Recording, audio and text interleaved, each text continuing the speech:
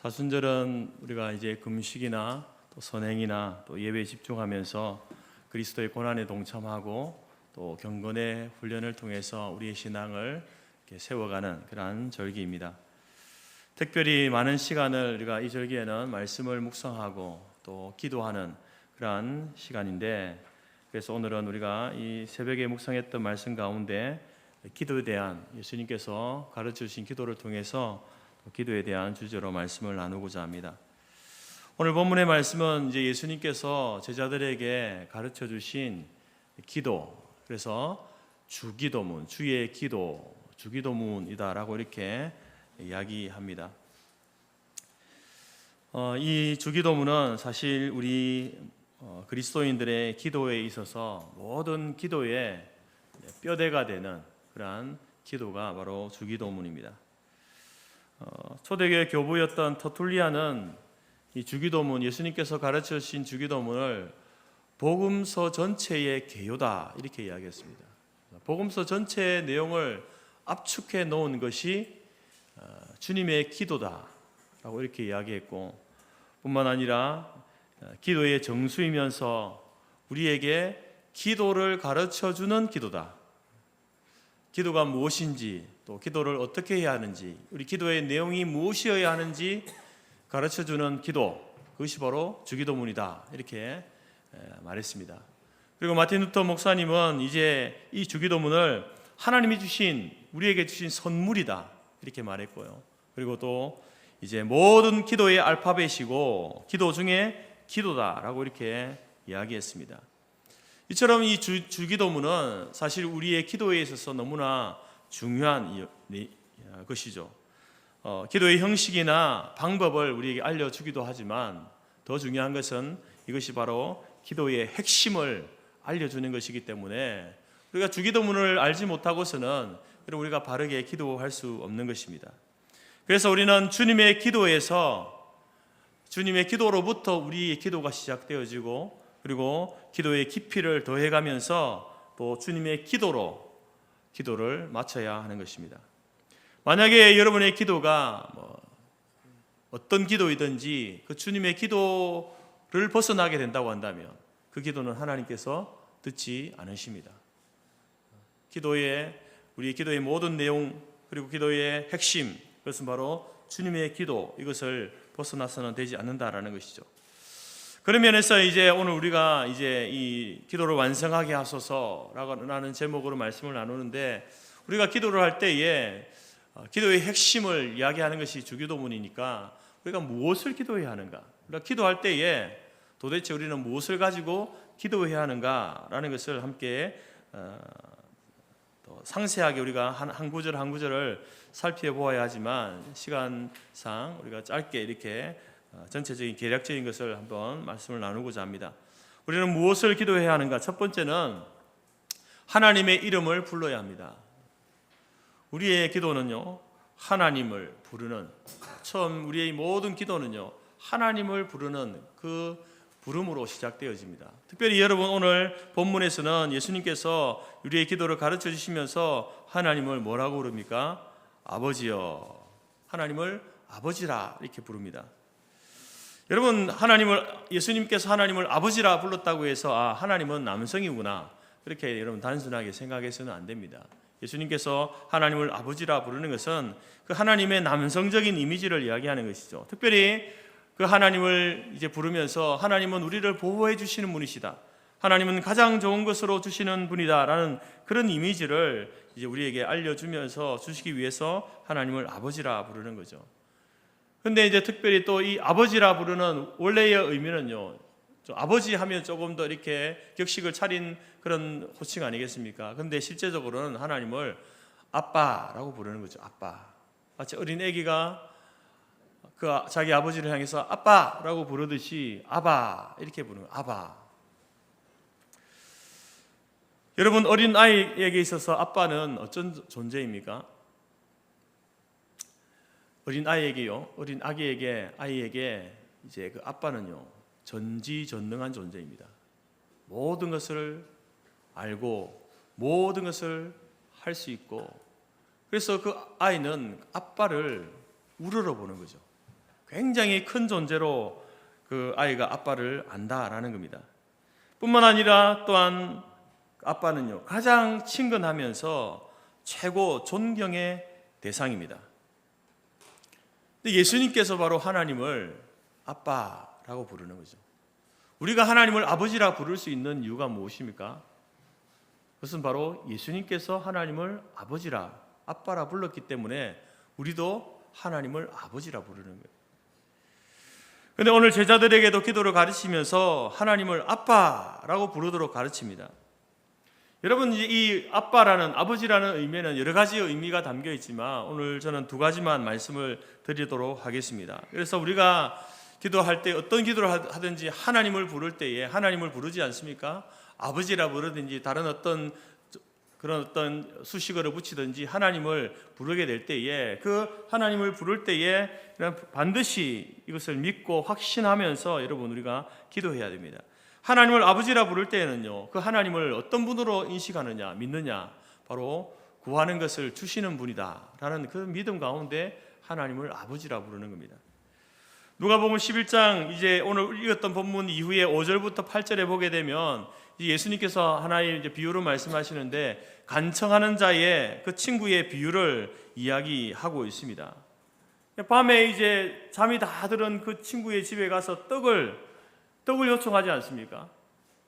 근데 이 친구가 아주 집요하게 끈질기게 문을 두드리면서 떡을 달라고 부탁하지 않습니까?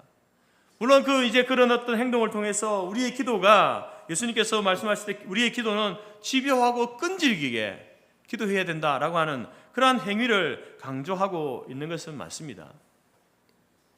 그런데 여러분, 이 친구가 자기 친구 집에 그도 가족들이 다 잠자고 있는 그 시간에 그 문을 두드리면서 자기 집에 손님이 왔는데 떡이 없으니 떡을 달라고 요청하는, 아예 부끄러움도 없이 예의도 챙기지 않는 이렇게 무례한 이런 행동을 하는, 이런 것을 비유하면서 이렇게 기도해야 된다라고 하는, 소위 말해서 간청의 기도 아닙니까? 간청의 기도. 하나님 앞에 기도할 때는 이렇게 기도해야 된다, 집요하게 끈질기게 기도해야 된다라고 하는 이 기도의 핵심이 과연 무엇일까? 과연 우리도 하나님 앞에 기도할 때에 예의도 없이 부끄러움도 없이 마치 어린아이가 때를 쓰듯이 그렇게 기도하라는 말인가? 여러분, 이 기도의 핵심은 집요하고 끈질기게 기도해야 될 것을 이야기하지만 왜 우리가 하나님 앞에서 기도할 때 그렇게 집요하고 끈질기게 해야 되는가? 그것은 바로 하나님은 구하는 것을 주시는 분이다라는 믿음과 확신 때문에 그렇습니다.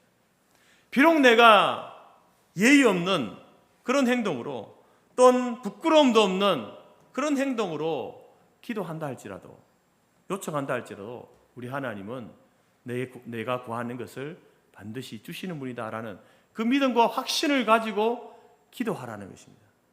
그래서 저와 여러분이 이제 하나님을 아버지라고 부를 때는요, 바로 하나님에 대한 우리 아버지 되시는 하나님은 내가 구하는 것을 주시는 분이시다라는 그 믿음과 고백으로 여러분 하나님을 아버지라 부르라는 겁니다.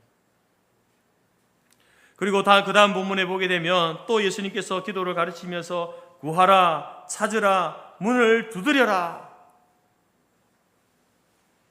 바로 강청하는 그 기도를 강조하고 또 강조하고 또 강조하시잖아요. 그 행위를 이야기하는 것이 아니라 바로 하나님은 구하는 것을 반드시 주시는 분이다 라는 것을 이야기하고 있는 겁니다. 주시되 인색하게 주시는 분이 아니다라는 거죠. 야고보서 말씀 가운데 누구든지 지혜가 부족하거든 모든 사람에게 후히 주시고 꾸짖지 아니하시는 하나님께 구하라, 그리하면 주시리라. 모든 사람에게 주시는데 후히 주신다. 후히 주시는, 인색하지 않습니다. 또한 디모데전서 6장 17절에서 내가 이 세대의 부한 자들을 명하여 마음을 높이지 말고 정함이 없는 재물에 소망을 두지 말고 오직 우리에게 모든 것을 후히 주사 누리게 하시는 하나님께 너희의 마음을 둬라. 여러분, 우리 하나님은 바로 우리에게 우리가 구하는 것을 주실 때에 풍성하게 후하게 주신다는 거예요. 그래서 시편 기자도 이렇게 이야기합니다. 나는 너를 애굽 땅에서 인도하여 낸 내 하나님 여호와이니 내 입을 넓게 열라 내가 채우리라. 하나님 앞에 여러분 기도할 때에 우리 하나님께서는 우리가 요구하는 것에 풍성하게 주시는 분이다. 여러분들이 하나님을 아버지, 아빠라고 부를 때에 하나님 우리가 구하는 것을 주시는 분, 주시되 풍성하게 내가 미처 구하지 못한 것까지도 예비하여 주시는 하나님이시다라는 그 믿음과 확신 가운데에 하나님을 아버지라 부르시기 바랍니다. 두 번째로 여러분 하나님을 아버지라 부를 때는요, 그 의미 속에는 위험에서 보호해 주시는 분이다 라는 의미가 그 속에 담겨 있습니다. 이 아빠라고 하는 이 구약에서 이 아빠라고 하는 이미지는요, 목자의 이미지와 농부의 이미지가 있습니다. 스피커 조금 줄여주세요. 하우링이 요청합니다. 목자가 하는 일이 무엇입니까? 목자는 양을 지키고 보호하는 일을 하죠. 그래서 짐승들로부터 양을 지키고 밤에 추위와 낮에 더위로부터 이제 양을 지킵니다.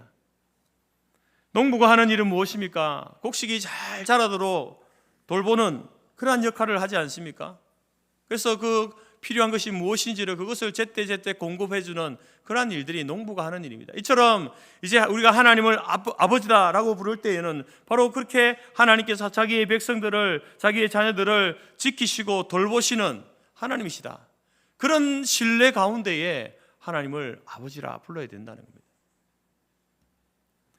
다윗은 여러분 그 하나님의 아버지 되심을 몸소 체험했던, 경험했던 사람입니다. 그래서 시편 23편에서 그는 고백하기를 뭐라고 고백합니까? 여호와는 나의 목자시니, 여호와 하나님을 나의 목자라고 그렇게 고백합니다. 자기가 실제로 목동으로 있으면서 양을 어떤 마음으로 지켰는지 그가 경험했기 때문에 그가 이제 광야로 도망다니면서 그 사울의 그 미움과 시기와 질투를 피하여서 도망다니면서도 그 광야에서 하나님께서 나를 목자와 같이 지키셨다라고 고백하지 않습니까? 여호와는 나의 목자시니 내게 부족함이 없으리로다. 내가 사망의 음침한 골짜기로 다닐지라도 해를 두려워하지 않을 것은 주께서 나와 함께 하심이라. 주의 지팡이와 막대기가 나를 안위하시나이다. 나를 지켜주신다. 여러분 우리가 기도할 때에 하나님을 아버지, 하나님 아버지 혹은 아빠라고 부를 때에 여러분 반드시 이 두 가지를 고백하고 확신하면서 기도하시기 바랍니다. 하나님 당신은 나를 모든 위험에서 보호해 주시는 분이십니다.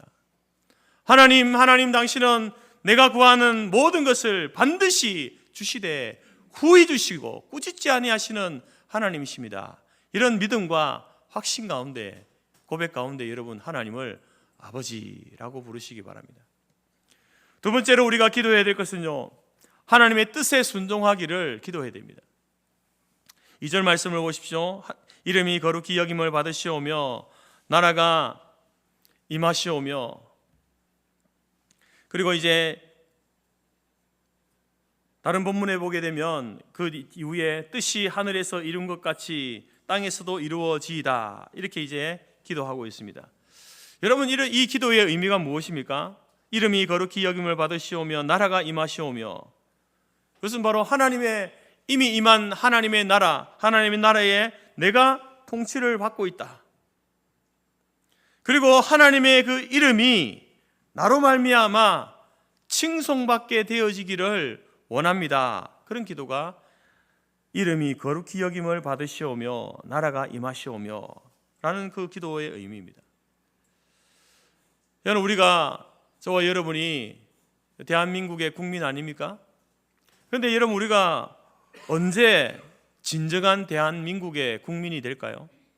물론 우리는 태어나면서 대한민국에서 태어났으니까 대한민국 국민인데, 진정한 의미의 대한민국의 국민은 언제 되는가?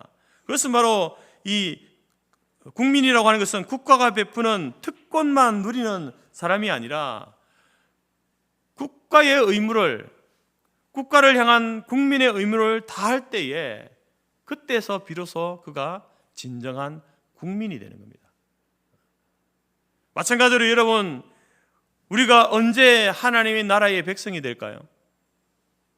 언제 하나님의 나라의 백성이 되겠습니까? 그것은 바로 우리가 하나님 나라의 백성으로서의 어떤 특권만을 주장하는 그러한 때가 아니라 하나님 나라의 백성으로서의 의무를 다할 때에 그때서야 비로소 우리가 하나님 나라의 백성이 되는 거예요. 그럼 하나님 나라의 백성으로서의 가장 중요한 의무가 무엇이겠습니까? 그것은 다른 것이 아니라 그 하나님 나라의 의무 여러 가지가 있지만 이것을 가장 집약해 놓은 것이 무엇입니까? 바로 순종이라는 겁니다. 순종. 하나님 나라의 그 통치, 하나님 나라의 그 법에 우리가 순종할 때에 그때서야 비로소 우리가 하나님 나라의 백성이 되는 거예요. 하나님의 이름이 거룩히 여김을 받기 위해서, 그래서 우리는 우리에게 거룩하라 하신 그 말씀에 우리가 순종할 때에 여러분 그것이 가능해지는 거예요. 하나님은 존재 자체가 거룩하신 분입니다. 그래서 우리가 하나님 말씀에 순종한다고 해서 그러면 하나님의 거룩이 더 거룩해지고, 또 우리가 불순종하게 되면 하나님의 거룩하신 하나님이 덜 거룩해지고, 그런 의미가 아닙니다. 우리의 어떤 행위가 하나님을 더 거룩하게 만드는 그런 행위가 아니라는 겁니다. 무슨 말이냐면 여러분, 하나님은 존재 자체가 거룩하신 분이기 때문에 우리가 거룩하게 행하고 순종의 삶을 산다고 해서 그 거룩이 더 거룩해지고 덜 거룩해지고 그런 의미가 아니라, 바로 여러분 우리가 거룩하게 하나님 말씀에 순종하고 살아가야 될 이유가 무엇입니까? 바로 우리가 하나님의 그 거룩, 이 거룩이라고 하는 것이 마치 빛과 같이 세상을 비추고 있는데, 우리가 거룩하지 못하면요, 우리가 순종하지 않으면요, 하나님의 세상을 향해 비추는 그 거룩을 차단하고 막아서는 그런 존재가 되기 때문에 그렇습니다.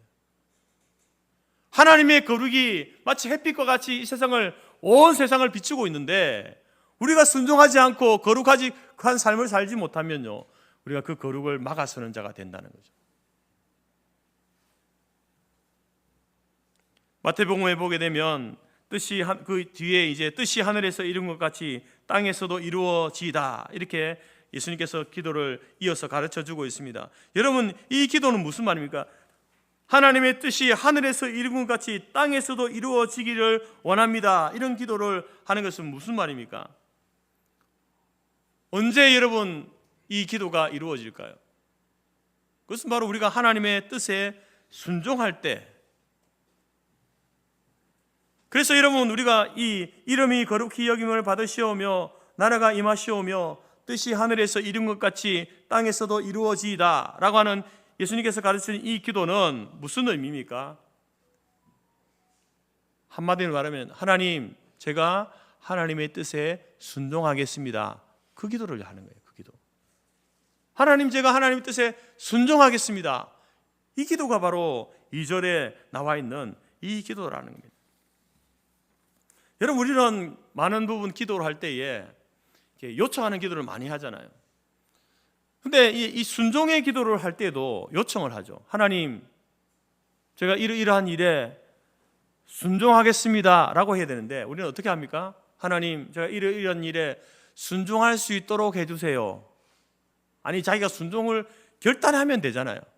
제가 순종하겠습니다, 제가 부족하지만, 연약하지만 제가 그것을 100% 완벽하게 모든 삶의 매 순간 순종하지는 못하겠지만, 그럼에도 불구하고 하나님, 제가 이러한 명령에 제가 순종하겠습니다, 이렇게 기도해야 되는데, 하나님, 나 이거 순종할 수 있도록 도와주세요, 순종하게 해주세요. 그 책임을 하나님께 자꾸 이렇게, 내가 순종하지 못하면 누구 책임이에요? 하나님이 나 순종하지 않게 하셔서 순종 못했다라는 그런 어떤 핑계를 대려고 하는 그런 기도들이 많다라는 겁니다. 물론 의도적으로 하지 않고 습관적으로 그렇게 하시는 분도 있죠. 그러나 여러분 한번 기도할 때에, 그런 기도를 할 때는요, 하나님, 제가 이렇게 하겠습니다, 이렇게 기도하는 게 맞지, 하나님 이렇게 할 수 있도록 도와주세요. 이건요, 그런 의도가 그 속에 담겨 있다는 거죠. 그래서 여러분, 우리가 기도할 때에 하나님의 뜻에 순종하는 것이 얼마나 중요한 것인가. 사울이 아말렉과 전쟁할 때 하나님께서 뭐라고 명령했습니까? 그 대적들을 완전히 진멸하라. 어떤 것 하나 남기지 않고 다 진멸하라. 그런데 사울 왕은 가치 없고 하찮은 것은 진멸하고 양의 소의 좋은 것, 기름진 것, 어린 양과 모든 좋은 것을 남겨두었습니다. 순종하지 않았습니다. 그래서 사울은요, 왕의 자리에서 내려와야 됐습니다. 그 순종하지 못한 그 일로 인하여서 왕의 자리에서 쫓겨나게 됩니다. 그리고 사무엘 선지자는 이 사건을 두고 이렇게 말합니다. 하나님은 번제나 다른 제사를 그의 목소리를 청종하는 것보다, 순종하는 것보다 좋아하지 않으신다. 순종이 제사보다 낫고 듣는 것이 순양의 기름보다 낫다. 여러분, 우리는 그래서 날마다 기도할 때에 하나님의 뜻이 하늘에서 이룬 것 같이 땅에서 이루어지기를 원합니다. 이 예수님이 가르치신 기도대로 하나님, 제가 하나님의 뜻에 순종하기를 원합니다. 제가 순종하겠습니다. 순종을 결단하는 기도를 우리가 해야 된다는 겁니다.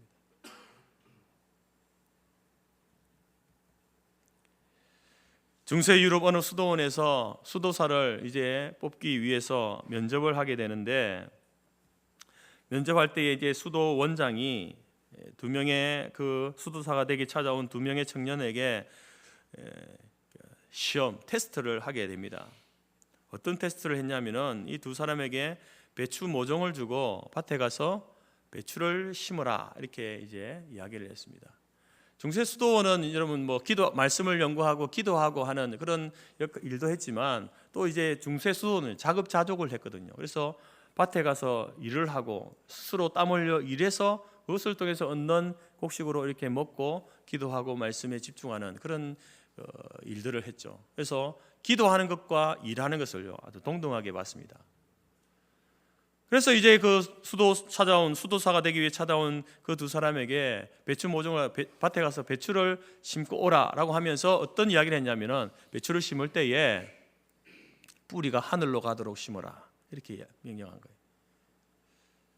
그래서 두 사람이 이제 배추 모종을 받아들고 밭으로 가서 배추를 심는데, 첫 번째 청년은 그 수도 원장이 말한 대로 뿌리가 하늘로 가도록 계속 그렇게 심는 거예요. 그런데 두 번째 청년은 도저히 이해가 안 되는 거예요. 이 배추 이걸 거꾸로 심으면 이 배추가 살아나겠느냐? 곧 말라서 죽어버릴 텐데, 나중에 배추를 거두지도 못할 텐데. 그래서 자기는 배추 뿌리를 거꾸로 심으라는 그 원장의 말을 뒤집어서 뿌리를 땅으로 향하도록 열심히 아주 정성껏 배추를 심고 왔습니다. 그러자 이제 이 원장이 결과를 발표할 때에 배추 모종을 바르게 심은, 아주 정성껏 바르게 잘 심은 청년에게 이렇게 말합니다. 청년, 이보게, 우리 수도원에는 자네같이 똑똑한 수도사는 필요가 없네. 당신은 아직 예수님의 제자가 될 준비가 되지 않았어. 여러분, 수도 원장이 왜 배추 모종을 거꾸로 심으라고 했습니까? 무엇을 테스트하기 위해서입니까? 예수님의 제자가 되려면은 순종의 자세가 되어 있어야 돼요. 비록 그 요청과 명령이 이해되지 않고 불합리한 일이라 할지라도, 예수님의 명령이 여러분 우리가 이해할 수 있는 것만 명령하신다면, 그러면 여러분 그걸 해야 되겠지만, 때로는 우리가 이해할 수 없는 것을 주님께서 하나님이 요청하시는데 그 명령에 대해서 자기가 생각해서 이건 아니구나, 뿌리를 땅으로 심어야지, 이렇게 하면 안 된다는 겁니다. 그런 사람은 주님의 제자가 되기 아직 준비가 안 된 거예요. 주님의 제자가 되기 위한 준비는 무엇입니까? 순종의 자세죠. 순종의 자세. 어떤 명령이 올지라도 순종하겠습니다, 이런 자세가 되어 있어야만 그 사람이 진정 주님의 참된 제자, 수도사로서의 그런 훈련을 할 수 있다라는 것이죠. 여러분, 우리의 기도도 바로 하나님의 뜻에 순종하는 기도가 되어야 하는 것입니다. 하나님 아버지의 목적이 나의 목적이 되고, 주님의 생각이 나의 생각이 되고, 주님의 주장이 나의 주장이 되는 그런 기도가 바른 기도이기 때문에 그렇습니다. 여러분, 기도하실 때에 하나님의 뜻에 순종하기를 결단하며 기도하시기 바랍니다. 세 번째로 우리가 어떤 기도를 드려야 되는가? 세 번째는요, 공동체적인 기도를 해야 합니다. 다른 말로 해서 이기적인 기도를 넘어서야 합니다. 자신만을 위하는 이기적인 기도를 드리지 말라는 게 아니에요. 이기적인 기도를 넘어서야 돼요. 그게 공동체적인 기도입니다. 여러분, 오늘 예수님께서 이제 기도를 가르치시면서 3절부터 쭉 보시면 여러분, 그게 계속 나오는 단어가 무엇입니까? 우리에게 날마다 일용할 양식. 우리가 우리에게 우리의 죄를, 우리라는 말을 쓰잖아요. 우리라는 말. 일용할 양식을 구할 때에 내가 먹고 살아야 될 것, 하나님, 내 육신이 오늘 하루를 먹고 살아야 될 일용할 양식을 나에게 주십시오 라고 기도해야 되지만, 그것만 아니라 너도 먹고 살 수 있는 일용할 양식을 위해서 내가 기도해야 되는 겁니다. 자신이 먹을 것만을 위해서 기도하는 것이 아니라 내 주위에 있는 사람의 일용할 양식을 위해서도 같이 기도하라는 겁니다. 우리에게 날마다 일용할 양식을. 여러분, 사람들이 볼 때에 나만 잘 먹고 잘 살자 하는 사람을 보면, 여러분들이 그런 사람을 볼 때에 어떤 마음이 듭니까? 어떤 마음이 드나요? 얄밉죠. 자기만 위하는, 자기만 잘 먹고 잘 살면 된다라고 생각하는 사람은요, 아무것도 나한테 해코지 하는 것도 없지만 그냥 얄밉잖아요. 그런데 많은 부분에 우리의 기도가 그런 이기적인 기도로 마칠 때가 많다는 겁니다. 자기만을 위해서 기도하고 기도 끝나버리는 거예요. 여러분, 부모로서 자녀를 볼 때에 자녀 중에 한 애가 자기 것만 챙기고 다른 형제들 신경 쓰지 않는 그런 자식을 보면요, 얼마나 얄밉습니까? 하나님께서 그런 우리의 모습을 보실 때 어떠실까요? 치마 나는 자기만을 위하는 기도를 할 때에 하나님 보실 때도 얄밉지 않겠습니까? 그러면서 또 하나님은요, 그런 우리의 모습을 굉장히 안쓰러워하시겠죠. 왜 저렇게밖에 기도하지 못할까? 안쓰러워하지 않겠습니까? 오늘 예수님께서 이제 기도를 가르치시면서 특별히 이제 일용할 양식을 위해서 기도할 때에 우리에게 날마다 일용할 양식을 주옵소서. 나에게만 아니라 우리 모두에게 하나님 일용할 양식을 주십시오. 이렇게 기도를 가르치잖아요.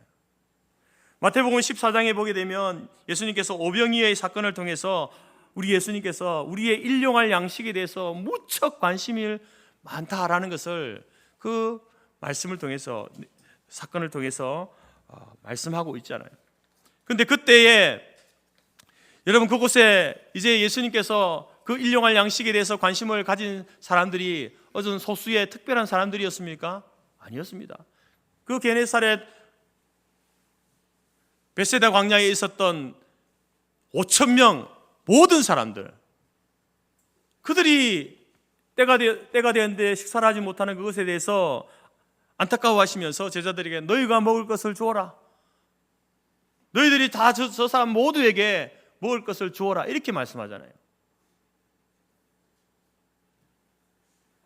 마찬가지로 예수님의 십자가의 구원의 사건은 누구를 위한 사건입니까?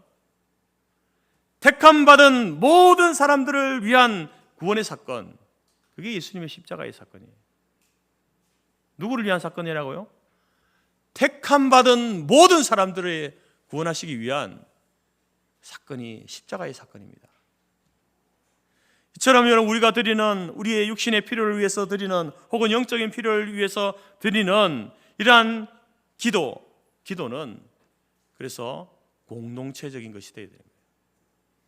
나의 구원만을 위해서, 나의 배부른 것만을 위해서 우리가 기도하는 것이 아니라, 물론 그것도 기도해야 되지만 우리 모두가 배부르고 우리 모두가 구원받기를 위해서 그런 기도로 우리가 나아가야 된다는 겁니다.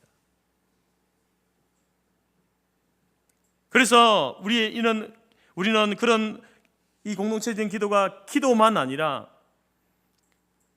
하나님께서 나에게 주신 일용할 양식, 다른 사람들보다 또 더 많이 얻게 되어진 그 일용할 양식, 우리에게 일용할 양식을 주옵소서라고 하는 그 기도에는요, 내가 다른 사람들보다 많이 얻게 되어진 그것을 다른 사람들에게 나누는, 구제하고 전도하고 선교하는 자리에까지 나아가는 그것을 의미하는 겁니다. 하나님께서 그냥 알아서 주세요 이게 아니라, 하나님께서 우리에게 일용할 양식을 주시는데 혹 저에게 다른 사람들보다 많은 것으로 주셨다면 하나님 그것을 제가 적게 얻은 것들을 위해서 함께 나누겠습니다. 그래서 여러분, 이 공동체적인 기도는 말로만 하는 게 아니라요, 삶으로 하는 겁니다.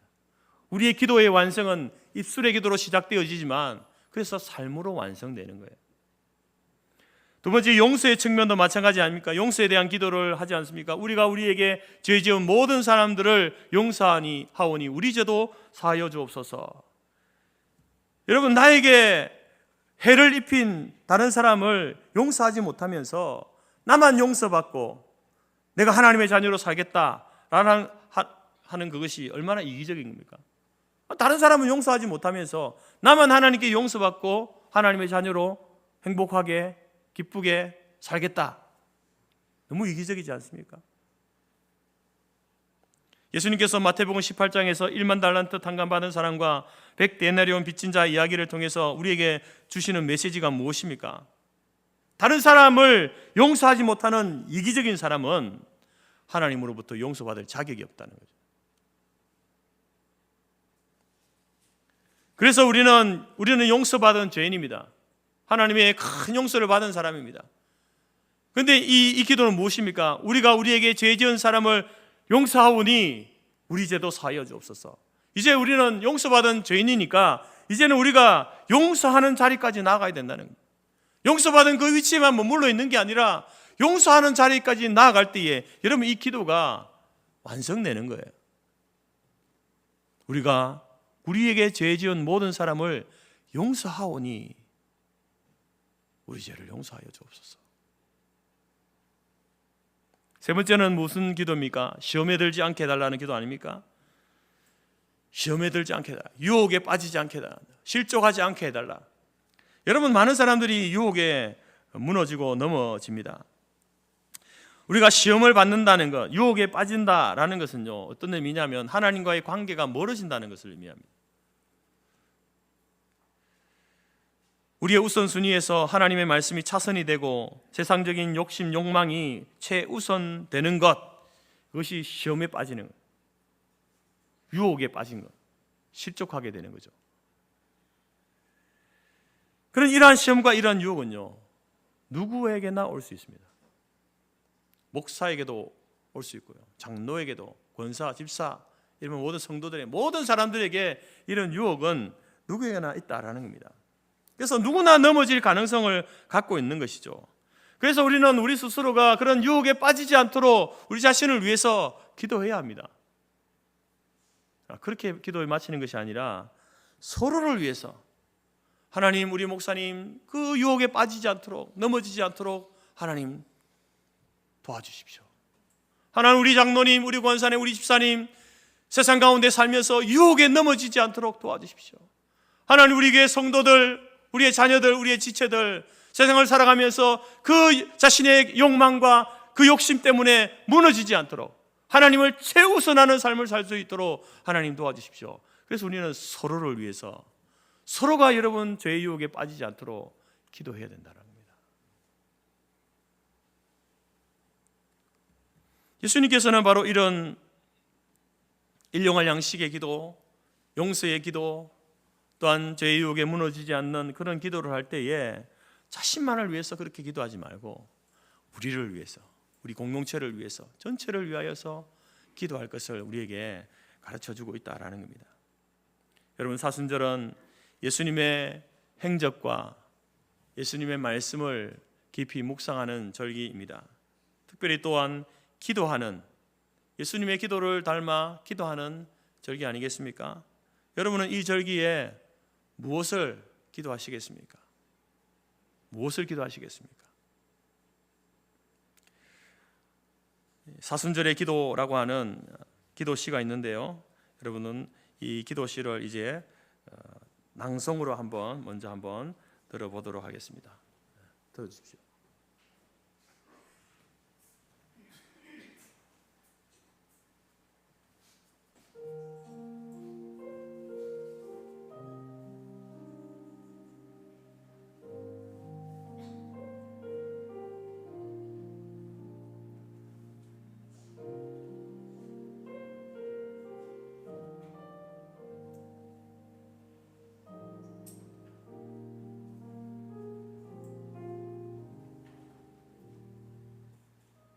사순절의 기도. 빈손 들고 서 있는 앙상한 나뭇가지들을 보면 주님 앞에 서 있는 나의 모습을 보는 듯합니다. 아무것도 내놓을 것 없이 부끄러운 모습으로 매서운 겨울바람에 힘든 시간들이었다고 언제나 몸만 외들고 주 앞에 항상 빈손이었습니다. 사르르는 주의보다 더 가혹한 십자가에 못 박힘은 내 죄를 위한 고난이건만 순환당한 주님을 생각하기보다 언제나 내 입장은 내셉니다.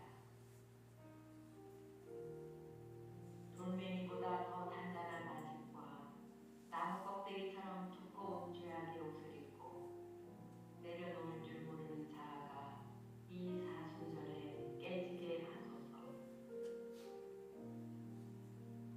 두 손을 번쩍 든 나무들처럼 주님 앞에 모두 일어서서 십자가에 못 박는 만치 소리와 가상 실현의 동성을 놓치지 않고 있게 하소서. 먼 땅을 딛고 서 있는 나무들처럼 믿음의 두 발로 든든히 서서 죽음을 이긴 주님처럼 부활의 신앙으로 거듭나게 하소서.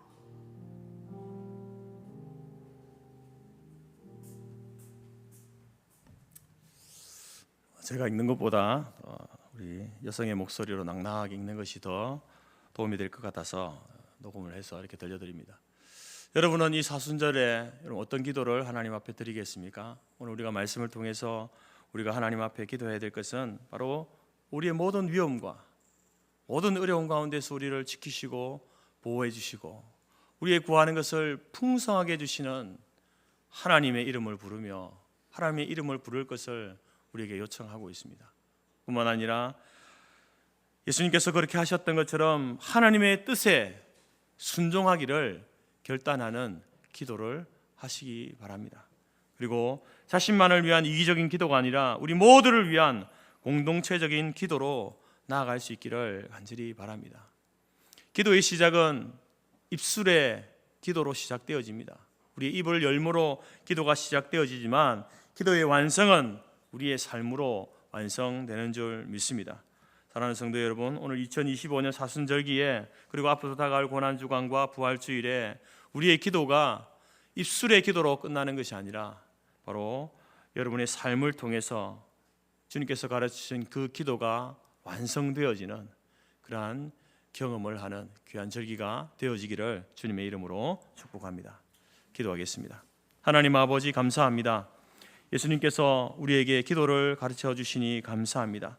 우리의 기도가 하나님을 신뢰함으로 하나님을 믿음으로 구하는 기도가 되게 하시고 하나님의 뜻에 순종하겠노라 결단하는 기도가 되게 하시고 나만을 위한 이기적인 기도를 넘어서서 우리를 위한 공동체적인 기도로 나아가게 하시되 입술의 기도로 끝나는 것이 아니라 삶의 기도로 완성되어지는 우리의 기도가 될 수 있도록 인도하여 주옵소서. 예수님의 이름으로 기도드립니다. 네.